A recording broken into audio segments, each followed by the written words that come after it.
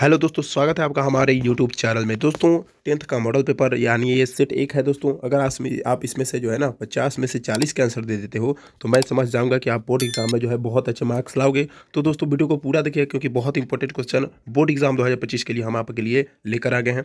अगर आपको इसका आंसर मालूम हो तो आप हमें कॉमेंट बॉक्स में भी इसका आंसर दे सकते हैं। चलिए देखते हैं। नंबर 1 क्वेश्चन है, 20 के दांत के लेखक कौन है? ठीक है, बहुत इंपॉर्टेंट क्वेश्चन आपके एग्जाम के लिए। मैक्स मूलर, यतीन्द्र मिश्रा, अशोक वाजपेयी या नलिन बिलोचन शर्मा। ठीक है, तो 20 के दांत के लेखक कौन है? तो नलिन बिलोचन शर्मा। ऑप्शन नंबर डी सही उत्तर हो जाएगा।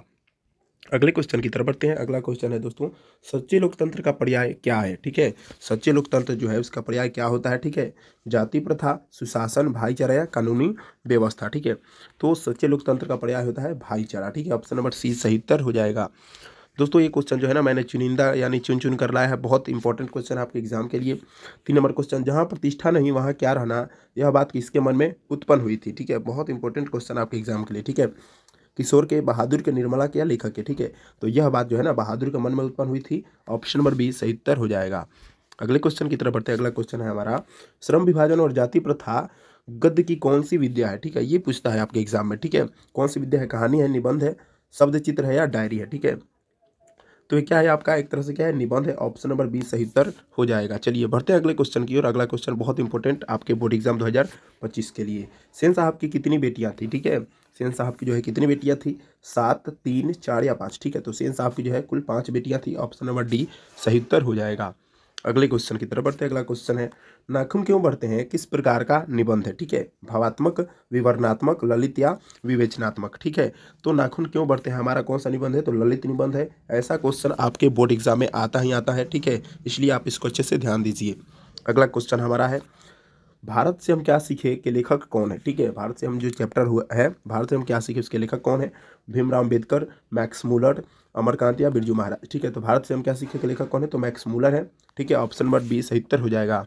अगले क्वेश्चन की तरफ बढ़ते हैं। अगला क्वेश्चन हमारा, रामधारी सिंह दिनकर का जन्म कब हुआ था? ठीक है, ये बहुत इंपॉर्टेंट क्वेश्चन आपके बोर्ड एग्जाम के लिए। ठीक है, तो रामधारी सिंह दिनकर का जन्म देखिए यहाँ पे सबसे पहले ऑप्शन पढ़ लेते हैं। 12 नवंबर 1907, 18 अक्टूबर 1906, 14 जुलाई 1905 या 23 सितंबर 1908। ठीक है, तो रामधारी सिंह दिनकर का जन्म कब हुआ था? तो 23 सितंबर 1908 ईस्वी को हुआ था।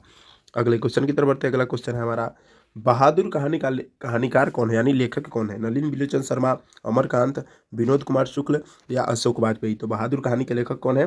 तो वो है हमारा अमरकांत। ठीक है, अशोक वाजपेयी याद रखना हमेशा।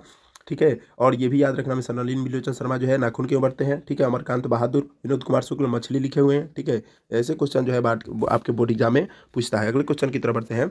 अगला क्वेश्चन है, नगर कहानी किस लेखक द्वारा रचित है यानी किस लेखक के द्वारा लिखा गया है? सातकोड़ी होता, सुजाता, ईश्वर पेटलीकर या श्रीनिवास? ठीक है, तो नगर कहानी जो है किसके द्वारा लिखा गया? तो ईश्वर पेटलीकर के द्वारा लिखा गया है। ऑप्शन नंबर सी सही उत्तर आपका हो जाएगा। अगले क्वेश्चन की तरफ बढ़ते हैं। अगला क्वेश्चन है, मुख्यमंत्री ने छात्राओं को साइकिल दी, यहाँ को कौन सा कारक है? ठीक है, यहाँ पे कारक भी पूछता है यानी ये ग्रामर का क्वेश्चन पूछा गया है। ठीक है, संप्रदान कारक है, कर्म कारक है, संबंध कारक है, अप्रदान कारक है? ठीक है, तो कर्ता ने कर्म को संप्रदान को के लिए होता है ना, संप्रदान को तो होता है संप्रदान यानी साइकिल दी प्रदान की, तो संप्रदान कारक हो जाएगा। अगले क्वेश्चन की तरफ बढ़ते हैं। अगला क्वेश्चन है हमारा, स्वदेशी किस कवि की रचना है? ठीक है, यानी स्वदेशी चैप्टर है वो किस कवि द्वारा लिखा गया है? ठीक है, घनानंद, सुमित्रानंदन पंत, रामधारी सिंह दिनकर या प्रेमघन? ठीक है, तो स्वदेशी जो है लिखा गया है वो लिखा गया है प्रेमघन के द्वारा। ऑप्शन नंबर डी सही उत्तर हो जाएगा। अगला क्वेश्चन की तरफ बढ़ते हैं। अगला क्वेश्चन है हमारा, प्रेम शब्द का विलोम क्या होता है? ठीक है, ये व्याकरण का क्वेश्चन है आपका। नफरत, घृणा, सहयोग या सत्कार? ठीक है, तो प्रेम शब्द का जो है पर्यायवाची क्या होता है? तो होता है घृणा। ऑप्शन नंबर क्या हो जाएगा? बी सही उत्तर हो जाएगा। अगले क्वेश्चन की तरफ बढ़ते हैं। अगला क्वेश्चन है हमारा, अपने सामने शीर्षक काव्य संग्रह किनकी रचना है? ठीक है, कुंवर नारायण की, वीरेंद्र अंगवाल की, जीवनानंद दास की या सच्चिदानंद हीरानंद वस्यानंद की? ठीक है, तो ये किसकी रचना है? तो ये हमारा कुंवर नारायण की। ऑप्शन नंबर ए सही उत्तर हो जाएगा। अगले क्वेश्चन की तरफ बढ़ते हैं। डफाली का अर्थ क्या होता है? ठीक है, बहुत इंपॉर्टेंट क्वेश्चन। गाने वाला, बाजा बजाने वाला, नर्तक या भाषाविद? ठीक है, तो डफाली अर्थ का होता है भाषाविद। ऑप्शन नंबर डी सही उत्तर हो जाएगा। बढ़ते हैं अगले क्वेश्चन की ओर। बूढ़ा चौकीदार वृक्ष कहाँ मिलता था? ठीक है, 16 नंबर क्वेश्चन है, बूढ़ा चौकीदार वृक्ष कहाँ मिलता था? तो ऑप्शन पढ़ लेते हैं। घर के दरवाजे पर, आंगन में, खेत में या बांध पर? ठीक है, तो बूढ़ा चौकीदार जो वृक्ष था वो कहाँ मिलता था? तो घर के लेखक को दरवाजे पे मिलता था। अगले क्वेश्चन की तरफ बढ़ते हैं। अगला क्वेश्चन है गीता खेल रही है कौन सा वाक्य है, ठीक है, यानी ये कौन सा वाक्य है, गीता जो है खेल रही है, सरल वाक्य, संयुक्त वाक्य, मिश्र वाक्य या इनमें से कोई नहीं, ठीक है। तो गीता खेल रही है ये कौन सा वाक्य है, सरल वाक्य है, ऑप्शन नंबर ए सही उत्तर हो जाएगा। बढ़ते हैं नेक्स्ट क्वेश्चन की ओर। नेक्स्ट क्वेश्चन है हमारा, तुर्की के महाकवि नाजिम हिकमत की कविताओं का अनुवाद वीरेन डगवाल ने किस रूप में किया है, ठीक है। ये क्वेश्चन बहुत इंपॉर्टेंट आपके बोर्ड एग्जाम के लिए, बीजाक्षर के रूप में, वनलता सेन के रूप में, पहल पुस्तिका या झरा पालक, ठीक है। तो इन्होंने किया है पहल पुस्तिका के रूप में, ऑप्शन नंबर सी सही उत्तर हो जाएगा। बढ़ते हैं नेक्स्ट क्वेश्चन की ओर। अगला क्वेश्चन 19 नंबर है हमारा, कवि गुरु नानक के अनुसार इस दुनिया में राम नाम कीर्तन के बिना क्या व्यर्थ है, कर्म, रिश्ते नाते, जन्म और जीवन या परिवार, ठीक है। तो कवि गुरु नानक के अनुसार ना राम नाम कीर्तन के बिना इस दुनिया में जो है जन्म और जीवन लेना क्या है, व्यर्थ है, ऑप्शन नंबर सी सही उत्तर हो जाएगा। दोस्तों ये जितना क्वेश्चन बता रहे हैं ना बहुत इंपॉर्टेंट आपके बोर्ड एग्जाम 2025 के लिए होने वाला है, इसलिए इसको अच्छे से देखिए। नेक्स्ट क्वेश्चन है, नख किसका प्रतीक है, मानवता का, पशुता का एवं भी दोनों या इनमें से कोई नहीं, ठीक है। तो नख किसका प्रतीक है, तो पशुता का होता है, ऑप्शन नंबर बी सही उत्तर हो जाएगा। अगले क्वेश्चन की तरफ बढ़ते हैं। अगला क्वेश्चन है, हमारी नींद कविता में किसका जीवन क्रम पूरा हुआ, ठीक है। ये क्वेश्चन बहुत इंपॉर्टेंट आपके एग्जाम के लिए है, ठीक है। हमारी नींद जो चैप्टर है इसमें जो है जिसका जो है जीवन क्रम पूरा हुआ, चिड़िया का, पौधा का, मधुमक्खी का या मक्खी का, ठीक है। तो इसमें जो है ना पौधे का जीवन क्रम पूरा हुआ था, ऑप्शन नंबर क्या हो जाएगा, बी सही उत्तर हो जाएगा। अगला क्वेश्चन है हमारा, अपमान शब्द का विशेषण क्या होता है, ठीक है। अपमानी, अपमानिनी, अपमानु या अपमानित, ठीक है। तो अपमान शब्द का दोस्तों विशेषण क्या होता है, तो अपमानित होता है, ऑप्शन नंबर डी सही उत्तर हो जाएगा।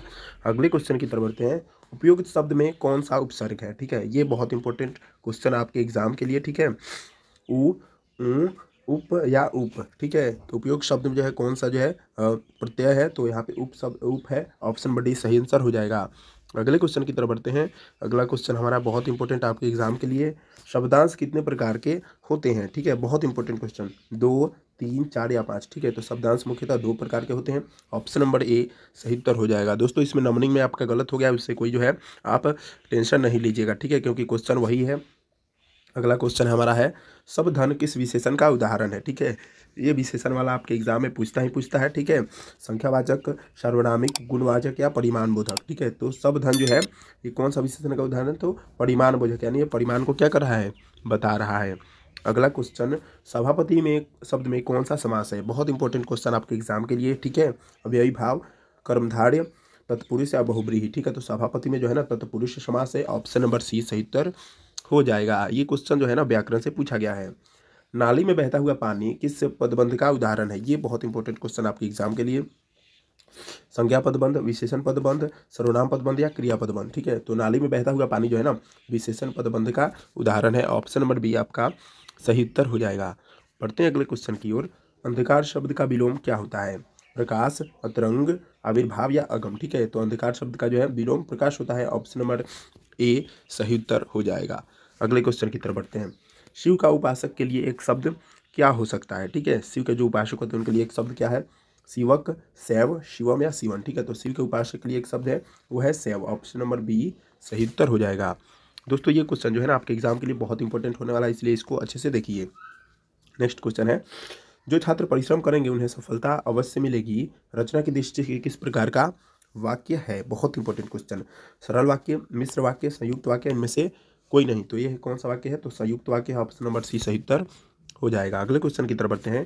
आकाश का पर्यायवाची शब्द है, आकाश का पर्यायवाची शब्द क्या होता है, अद्भुत, अतुल, अनूठा या नभ, ठीक है। तो आकाश का पर्यायवाची शब्द क्या है, नभ, ऑप्शन नंबर डी सही उत्तर हो जाएगा। अगले क्वेश्चन की तरफ बढ़ते हैं। अगला क्वेश्चन है हमारा, सोना धातु कौन सा लिंग है, ठीक है। सोना धातु में जो है कौन सा लिंग है, लिंग है पुल्लिंग, स्त्रीलिंग, उभयलिंग, इनमें से कोई नहीं, ठीक है। तो सोना धातु में जो है पुल्लिंग है, ऑप्शन नंबर ए सही उत्तर हो जाएगा। अगला क्वेश्चन हमारा बहुत इंपॉर्टेंट आपके बोर्ड एग्जाम की दृष्टि से, बखूबी शब्द में कौन सा समास है, ठीक है। बहुत इंपॉर्टेंट क्वेश्चन है, ठीक है। तत्पुरुष, कर्मधारय, बहुब्रीहि या अव्ययी भाव, ठीक है। तो बखूबी शब्द में जो है ना आपका कर्मधारय समास है, ऑप्शन नंबर बी सही उत्तर हो जाएगा। अगला क्वेश्चन है हमारा, रमेश आ रहा होगा किस काल का उदाहरण है, बहुत इंपॉर्टेंट क्वेश्चन आपके एग्जाम के लिए, ठीक है। ऑप्शन ए भूतकाल, ऑप्शन बी भविष्यत काल, ऑप्शन सी वर्तमान काल, ऑप्शन डी इनमें से कोई नहीं, ठीक है। तो रमेश आ रहा होगा ना इसका क्या है, अनुमान है, यानी भविष्यत काल का उदाहरण है, ऑप्शन नंबर बी सही उत्तर हो जाएगा। अगले क्वेश्चन की तरफ बढ़ते हैं। अगला क्वेश्चन है हमारा, घी के दिए जलाना मुहावरे का अर्थ क्या होता है, ठीक है। घी के दिए जलाना, लज्जित होना, बेफिक्र होना, अप्रत्याशित लाभ पर प्रसन्नता या खूब याद करना। ठीक है, तो घी के दिए जलाना कहने का अर्थ क्या है कि बहुत इंपॉर्टेंट क्वेश्चन आपके एग्जाम के लिए, तो इसका होता है अप्रत्याशित लाभ पर प्रसन्नता। ठीक है, यानी बिना लाभ पर प्रसन्नता होना। घड़ी शब्द में कौन सा संज्ञा है, बहुत इंपॉर्टेंट क्वेश्चन आपके एग्जाम के लिए। ठीक है, व्यक्तिवाचक है, जातिवाचक है, भाववाचक है, समूहवाचक है। ठीक है, तो घड़ी शब्द में जो है ना जातिवाचक संज्ञा, ऑप्शन नंबर बी सही उत्तर हो जाएगा। बढ़ते हैं अगले क्वेश्चन की ओर। मंगमा को किससे विवाद था, बहुत इंपॉर्टेंट भी यही क्वेश्चन याद रखिएगा। बेटा से, पति से, बहू से या माँ से। ठीक है, तो मंगमा को जो है अपनी बहू नंजमा से क्या था, विवाद था। ठीक है, अगले क्वेश्चन की तरफ बढ़ते हैं। अगला क्वेश्चन है जेठ शब्द का स्त्रीलिंग क्या होगा, जेठीन, जेठाइन, नेठानी या जेठनानी। ठीक है, तो जेठ शब्द का स्त्रीलिंग जेठाइन होगा, ऑप्शन नंबर बी सही उत्तर हो जाएगा। ये क्वेश्चन जो है अक्सर आप एग्जाम में पूछता है। ठीक है, अगले क्वेश्चन की तरफ बढ़ते हैं। सातकोड़ी होता का जन्म कब हुआ था, बहुत इंपॉर्टेंट क्वेश्चन। ठीक है, 1926 में, 1927 में, 1928 में, 1929 में। ठीक है, तो सातकोड़ी होता का जन्म हुआ था 1929 ईस्वी में। बढ़ते हैं अगले क्वेश्चन की ओर। अगला क्वेश्चन हमारा, श्रीनिवास किस भाषा के साहित्यकार हैं, अंग्रेजी, हिंदी, उर्दू या कन्नड़। ठीक है, तो श्रीनिवास जो है ना ऑप्शन हो जाएगा आपका ऑप्शन नंबर डी, कन्नड़ भाषा के जो है प्रमुख साहित्यकार हैं। चलिए अगले क्वेश्चन की तरफ बढ़ते हैं। अगला क्वेश्चन हमारा, लेखक यतीन्द्र मिश्र का जन्म कब हुआ था, बहुत इंपॉर्टेंट क्वेश्चन आपके एग्जाम के लिए। 1975 में, 1976, 1977 या 1978 में। ठीक है, तो लेखक यतीन्द्र मिश्र का जन्म हुआ था 1977 ईस्वी में। याद रखिएगा, बहुत इंपॉर्टेंट क्वेश्चन आपके एग्जाम के लिए है। तो दोस्तों आज के लिए इतना ही। दोस्तों अगर आपने जो है कितना क्वेश्चन सही किया आप हमें कमेंट कर सकते हो। दोस्तों अगर आपने जो है वीडियो को एंड तक नहीं देखा है तो दोस्तों अगर आपने हमारे चैनल को सब्सक्राइब नहीं किया तो सब्सक्राइब करो, वीडियो को लाइक जरूर कर दो, क्योंकि ऐसे ही जो है मॉडल सेट हम लोग आपके लिए डेली लेकर आते रहेंगे। मिलते हैं नेक्स्ट वीडियो में।